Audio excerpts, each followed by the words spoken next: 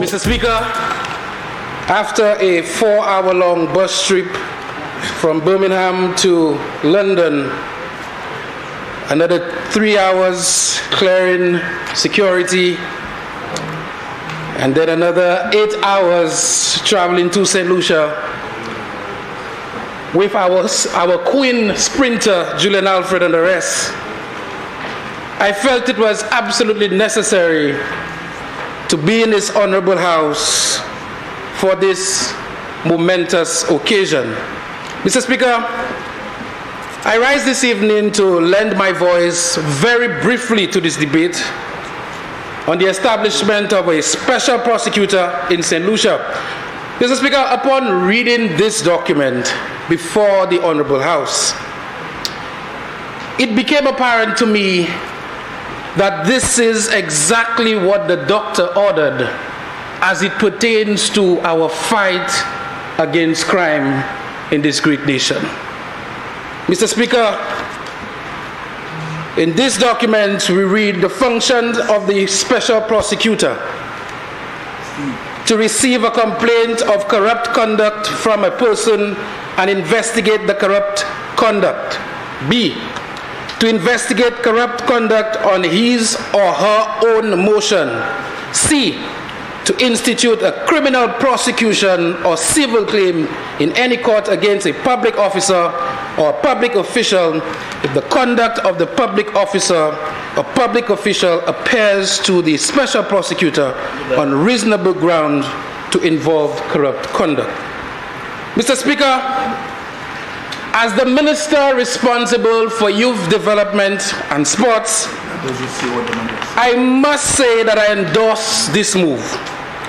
This is because as a nation, we have been so focused on blue-collar crime, crimes including murder, theft, traffic violations, while white-collar crime goes unchecked, Mr. Speaker.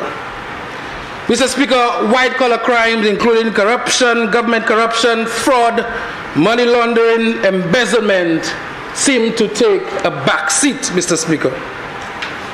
Mr. Speaker, this has been dangerous to our nation. Irina Harat in 2011 intimated that white-collar crimes, which were unchecked, brought about huge increases in blue-collar crimes. Mr. Speaker, this is why this legislation is very, very important. Mr. Speaker, this bill clearly reaffirms what corrupt conduct is. Mr. Speaker, A says it means action by a public officer or public official that knowingly achieves for the public officer an undue advantage. And as the member for Casimir Central intimated, undue advantage for close family, friends, and also foreigners. Mr. Speaker, when $600,000 was held and spent in the last weeks leading to the election in Grosley, Mr. Speaker, you have to ask yourself why. Mr. Speaker, $600,000 from the Ministry of Social Transformation spent in Grosley, Mr. Speaker. Mr. Speaker, a strain had to be felt by those people. Mr. Speaker, this is a perfect definition of a public officer having an undue advantage, Mr. Speaker. Yet, Mr. Speaker, as we say in Grosley, papusa. Mr. Speaker, this $600,000, Mr. Speaker, could have been used, Mr. Speaker, in communities like Monnier, who need footpaths and roads to their homes, Mr. Speaker. Mr. Speaker, green space for the young people in this community to congregate, Mr. Speaker, and to get into productive activities, Mr. Speaker.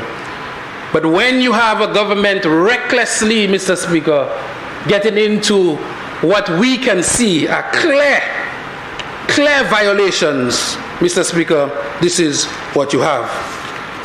Mr. Speaker,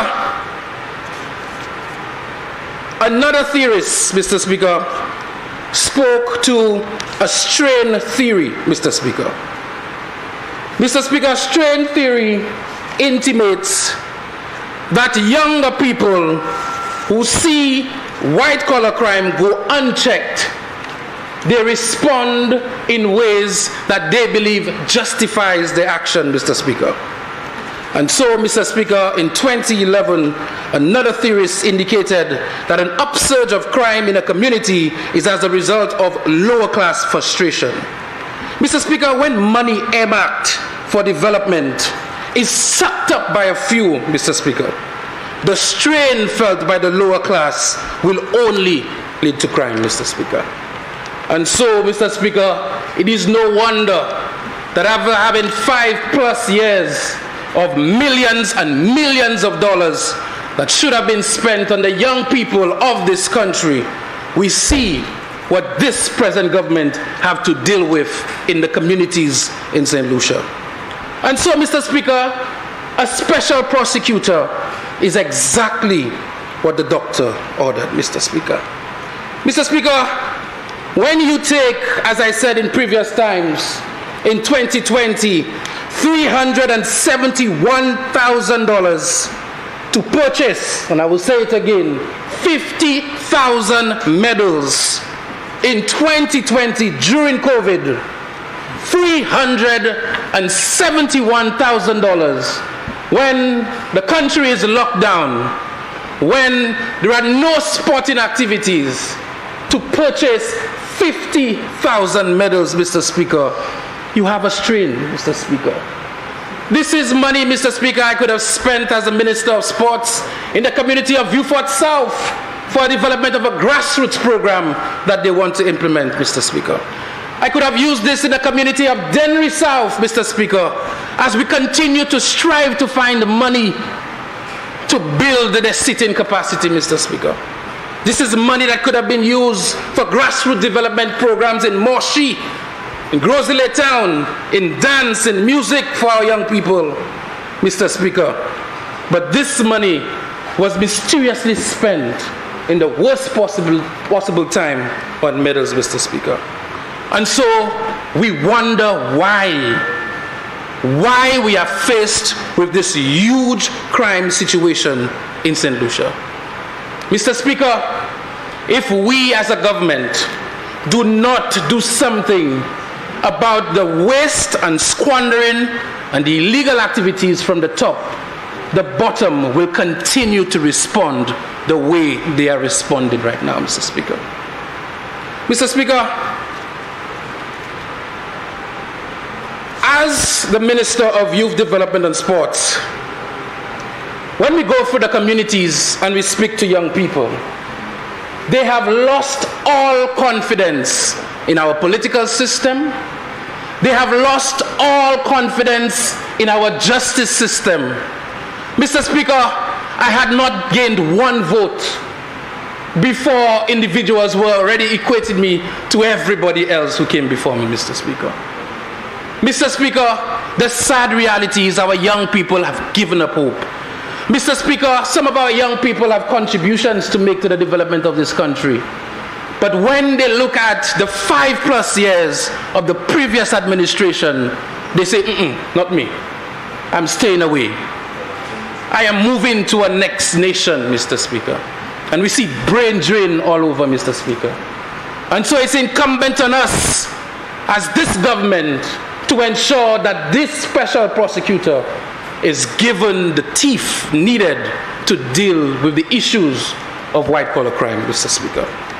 Mr. Speaker, this bill, Mr. Speaker, speaks volumes about the Prime Minister and member for Castries East, Mr. Speaker. It speaks volumes about his career. It speaks about his upbringing. And it speaks about who he is and his belief in this great nation. We need to turn the course. We are going down the wrong path. St. Lucia has made the decision in 2021 to go another way. And with this legislation, it is the beginning of a new day for our people. And so, Mr. Speaker, I rest my case. I endorse full-heartedly this piece of legislation. I believe that more and more is needed. I believe that we need to continue to come to the table. We need to continue to unite. I believe we need to continue to pump money into our legal system. And we need to continue to do what we need to do to correct the wrongs of the election of 2016, when this previous government tarnished the reputation of St. Lucia on a global stage. Mr. Speaker, the good book says, by their fruits you shall know them.